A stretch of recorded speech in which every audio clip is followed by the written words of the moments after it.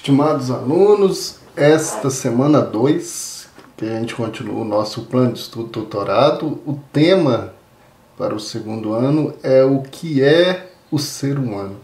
Nós vamos filosoficamente tentar indagar, pensar no aspecto desse conceito, o que significa o ser humano para todos nós.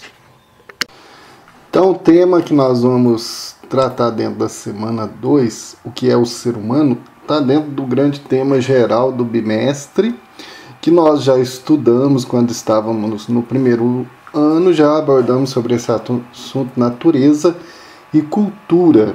Natureza não no sentido biológico, geográfico, histórico, não. Natureza enquanto origem, e origem até mesmo de forma filosófica. Cultura dentro do aspecto de que o que é a nossa produção mesmo, aquilo que é natural. Natural nós vamos indagar filosoficamente dentro do contexto de natureza. O que o ser humano produz, o que o homem produz, tudo aquilo que ele desenvolve do pensamento dele, isso é cultura, né? Então, o tema principal, vocês podem ver aí no PET de vocês, que está o que é o ser humano, que nós precisamos até mesmo perceber esses conceitos aí para entrar nesse assunto. É importante perceber essa pergunta, por quê? Porque muitas das vezes a pessoa, para viver aquilo que é a potencialidade dela, ela precisa realmente perceber a sua identidade. Senão, ela vive mais como um animal, como um objeto, como qualquer outra coisa, sem ser o que é o ser humano. Quer ser um herói que não existe, um deus, ele quer ser até um deus, ele quer ser um extraterrestre, ele quer ser só uma pessoa deprimente. Mas quando nós nos perguntamos o que é o ser humano, isso indaga todos os aspectos que envolvem. Então, por isso que existe um estudo, uma disciplina própria para isso, dentro da filosofia, que chama antropologia, que é o estudo sobre o homem, que estuda todos os seus aspectos, não só físico, né? O antropológico é aquilo que é o ser cultural do homem no meio da sociedade, no meio do mundo. A cultura é todo o ato que a gente produz tudo que nós produzimos de nós mesmos no mundo. Então não é só cultura, não é só uma boa música, uma pessoa que sabe fazer um monte de teatro, não. Cultura é tudo aquilo que eu produzo de mim mesmo a partir de mim. Então o outro conceito é o absurdismo, que vem de absurdo, né? O que é o absurdo? Ele está no meio, entre aquilo que é racional. Eu sou uma pessoa totalmente racional, e sou uma pessoa totalmente irracional, mais selvagem, mais animalesco. Então o absurdo, ele caminha não no extremo, não no outro. Nós somos pessoas, ao mesmo tempo que nós somos fortes, nós somos fracos. Nós somos limitados, nós somos ilimitados. Então o ser humano é algo aberto, sempre é descoberta. Existe nesse aspecto a ciência, muitas pessoas hoje em dia, elas defendem a teoria do Darwin, né? O darwinismo, ele se baseia nesse aspecto de seleção natural, em que dentro de uma espécie, os mais fortes que sobrevivem, né?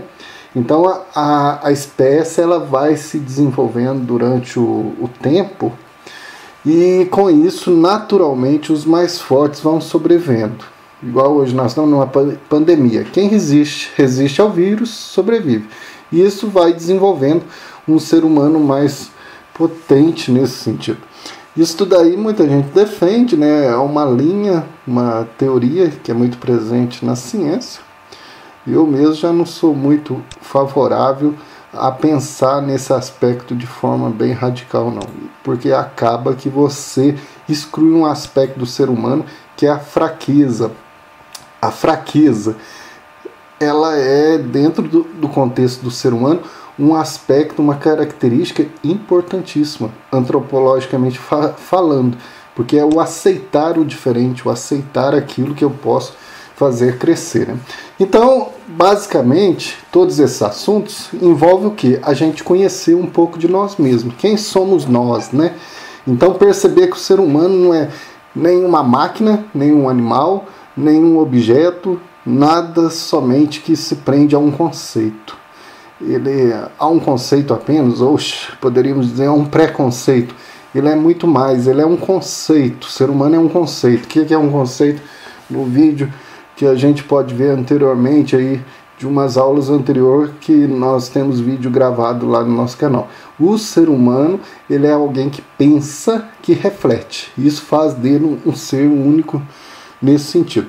Tem um filósofo, o Jean-Paul Sartre, que é um filósofo francês, da corrente do existencialismo, século XX agora, que é o marido da Simone de Beauvoir, aquela feminista, mulher, que foi muito importante no século XX, diante da reflexão da sexualidade, dos gêneros, foi muito importante. O Jean-Paul Sartre diz que a liberdade é algo que está intrínseco a nós, faz parte de nós.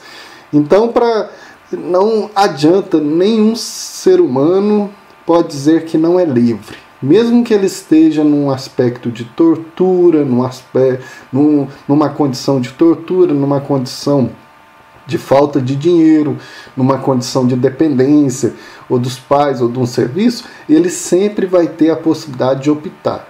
Ele pode optar. É claro que todas as escolhas dele faz com que ele viva, por isso que é um aspecto muito presente no existencialismo, a angústia. Então, toda escolha, se ela é minha, com certeza faz com que eu viva esse assumir a minha responsabilidade de escolher. Que a maioria das pessoas não quer assumir a própria responsabilidade de escolher. Se eu escolho, por exemplo, ir morar sozinho, então eu tenho que arcar com a responsabilidade de pagar as minhas dívidas, ser dono de mim. Então a gente tem uma tendência na nossa fraqueza de muitas das vezes criar dependências para não ter que escolher. Isso faz com que você não seja livre. A angústia, ela é importante porque quando você escolhe, muitas vezes você se sente só. E esse sentir só é algo próprio do ser humano. Então, se ele faz escolha, ele arca com as consequências dela, sejam boas, sejam ruins, ele vai viver só nesse aspecto. Não é só de ficar solitário, sozinho, não. É de perceber que ele pensa por ele mesmo. E isso traz angústias, traz sofrimento de perceber que você é livre. A liberdade, ela é sofrida nesse aspecto de perceber que você é dono das suas escolhas. Isso daí é interessantíssimo. Então, basicamente, é um dos aspectos dentro do existencialismo, que o existencialismo é a existência. Eu sou aquilo que eu vou fazendo de mim mesmo, né? Então, esse casamento entre liberdade e responsabilidade está muito presente e é próprio de nós, né? Por isso que hoje nós percebemos aí muitas vezes os jovens angustiados, é um índice muito grande de depressão hoje, porque você faz suas escolhas e você se sente angustiado nesse sentido de fazer essas escolhas e depois elas vão te deprimindo. Mas se você percebe que as suas escolhas, você se sente que é ser humano por elas, que é livre, então ela não cai nesse aspecto de deprimir você. Você consegue ter consciência que você é livre. Se você está angustiado, é porque você é livre. Se você está angustiado de fazer escolhas que muitas vezes você fala, eu escolhi errado, eu escolhi certo, não importa se é o certo ou errado, mas que você seja responsável por você, dono de você, né? Nesse sentido, tem dois filósofos que são muito importantes nesses assuntos, que é o Kierkegaard, filósofo muito importante, chamado filósofo, que trata muito bem esse conceito de angústia, né? E o Heidegger, que é um filósofo aí mais recente também do século XX, que trata sobre o ser, né? O ser e o nada, nós enquanto aquilo que somos, que fazemos de nós também como ser existência na vida, né?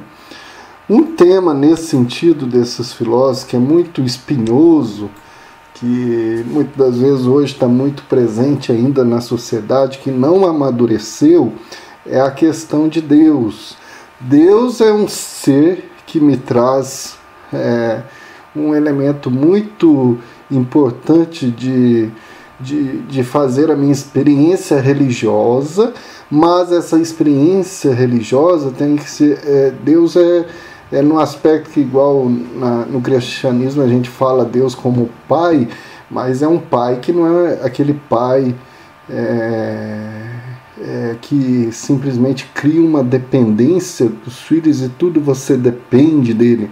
Não, a relação de pai e filho é uma relação de carinho, de amor, de cuidado, de educação, de lançar-se no mundo. Então, só que muitas experiências religiosas das pessoas vivem um Deus muito dependente, um Deus autoritário, um Deus mandão, um Deus que tira todo esse aspecto humano.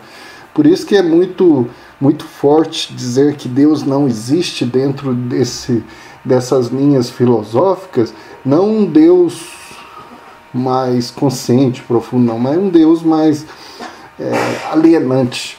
Então eles limpam essa ideia de Deus alienante, né? Então é conflitoso nesse sentido. O desamparo se dá pelo fato de o homem saber ser só. O homem está condenado a ser livre. Então o sentimento de desamparo, para quem é livre, isso daí é intrínseco, faz parte. Quem faz escolhas e assume essa responsabilidade delas, se sente livre e angustiado ao mesmo tempo. Mas não tem como fugir, porque, como diz Sartre, o ser livre faz parte de nós. Então a liberdade é um aspecto muito importante que a gente percebeu aí no estudo, que mostra o que é o ser humano. É um ser livre. Só podemos contar com o que depende da nossa vontade, com um conjunto de probabilidades que tornam a nossa ação possível.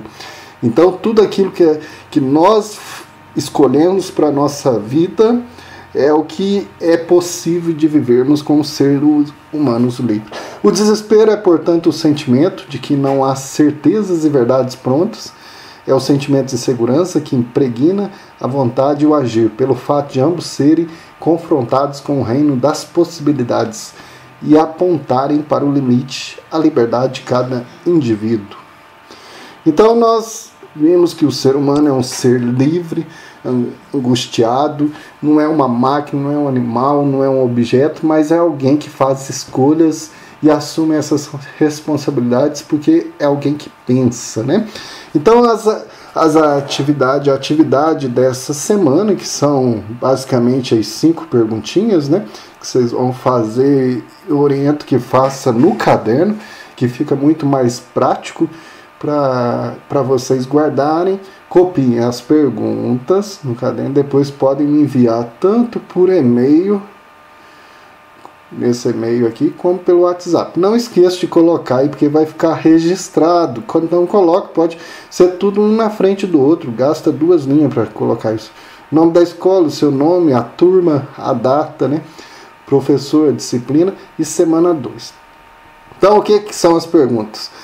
A exemplo da angústia e desamparo próprios do existencialismo, que outros sentimentos vocês percebem vocês como jovem, né?